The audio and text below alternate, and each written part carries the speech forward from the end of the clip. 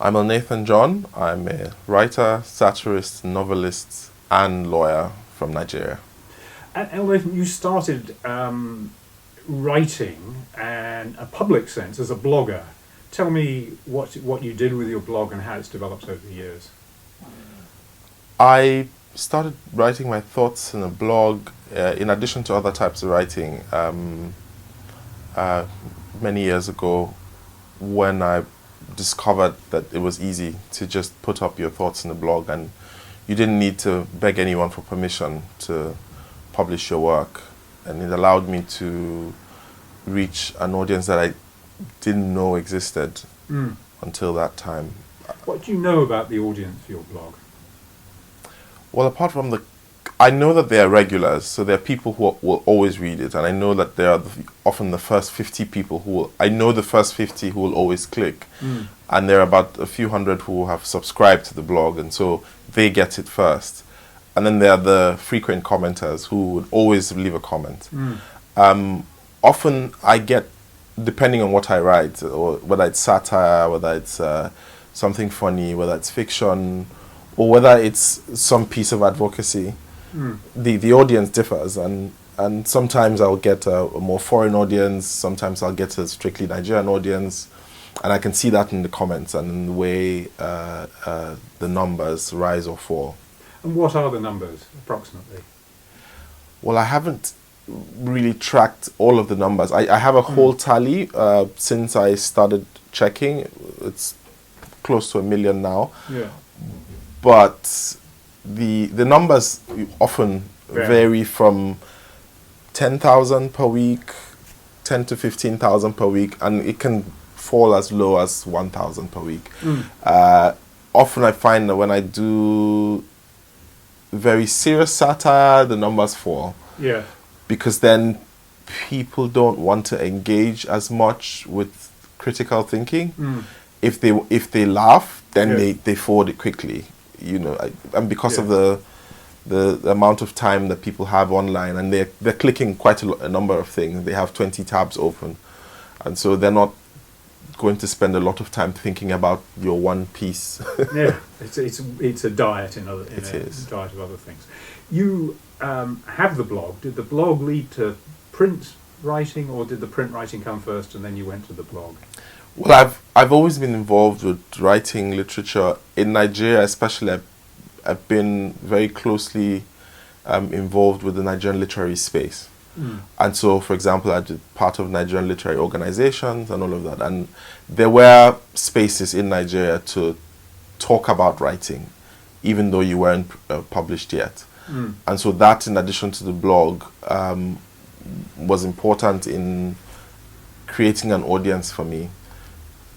First, on the ground with Nigerians, there were readings where you could speak and talk and all of that and have people recognize your work.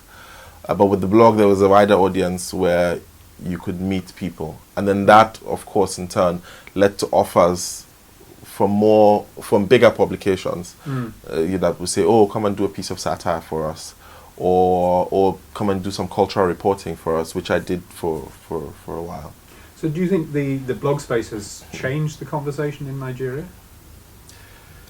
The blog space has certainly changed the conversation in many ways. It has opened the conversation, but it has also affected the conversation in certain negative ways.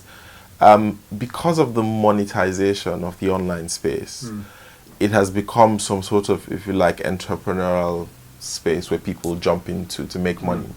As with many things in Nigeria, when there's one successful person, it gets flooded, and everyone tries to do the same. And so everybody's trying to make money with their blog, and that's the problem.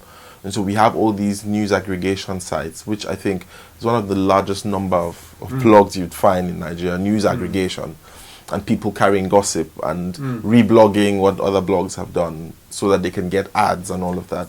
And so that has drawn in all sorts of people, all kinds of plagiarism, and that makes the space very difficult for writers whose work goes viral. You know that your work will be taken sometimes without attribution. Yeah, yeah.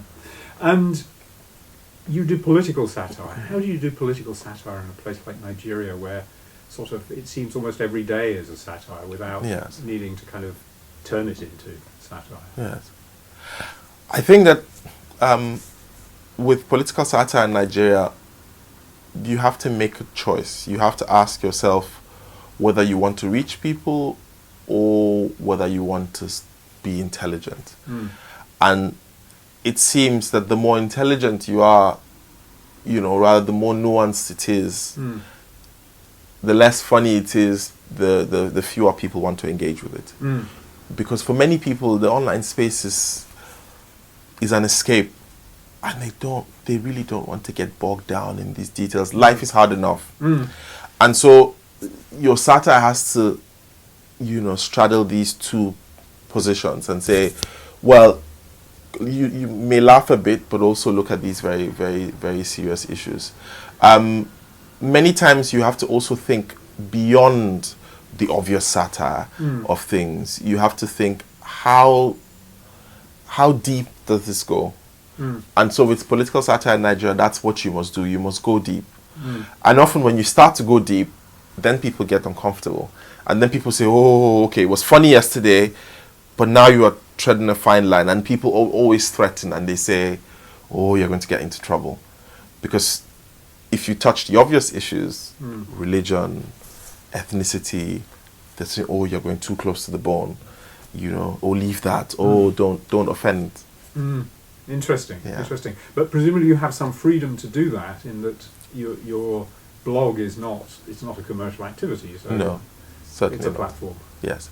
I have freedom both in that aspect and generally in the space that I live in Nigeria, that I do not feel as threatened as I would feel in certain other places. So I like to say that Nigeria is one of the freest places in the oppressed world, has one of the freest presses in the oppressed world. Yeah. That's not necessarily a good thing, because the kind of freedom that a Nigerian satirist, political satirist has, is the kind of freedom that comes from people ignoring you, not from people permitting you to speak. Indeed. So when they ignore you because they think, well, it won't lead to anything. No one's interested in this your change anyway. And also because of how effective politicians are in using things like ethnicity, religion, and partisanship to divide the polity. And so it's so effective that you don't really need to enter the online space to censor people. All you need to do is to kickstart the machine, and ethnicity will do the rest. People will take sides. If you come out and you say something, all your people from your ethnic group will back you, or from your religious group, or from your political party, they'll all back you. Yeah. And so you don't really need to do anything. However, I think that increasingly that space is becoming threatened. Especially with this new government, we've had an increase in the number of journalists that have been either arrested, declared wanted, or threatened. An increase in the number of bloggers that have been arrested, in the past 1-2 years. And that's really something to worry about. You've had a novel published. Tell me about the story of the novel. Born on a Tuesday first saw life as a short story. The short story was shortlisted for the Kane Prize, and following that, it grew into a novel. And the growth of the short story into the novel was necessitated by a demand, if you like, from the story or from the protagonist to add nuance to what already existed in this short story, to expand upon this snapshot and say, this is why I came to be what I am in this short story. This is how all of this existed, and this is the space in which it exists. And so Born on a Tuesday is a story set in northern Nigeria that explores friendship, brotherhood, and religious extremism in the cultural space that is northern Nigeria, with politics and religion, is existing in the same space as sometimes indistinguishable indistinguishable aspects of society.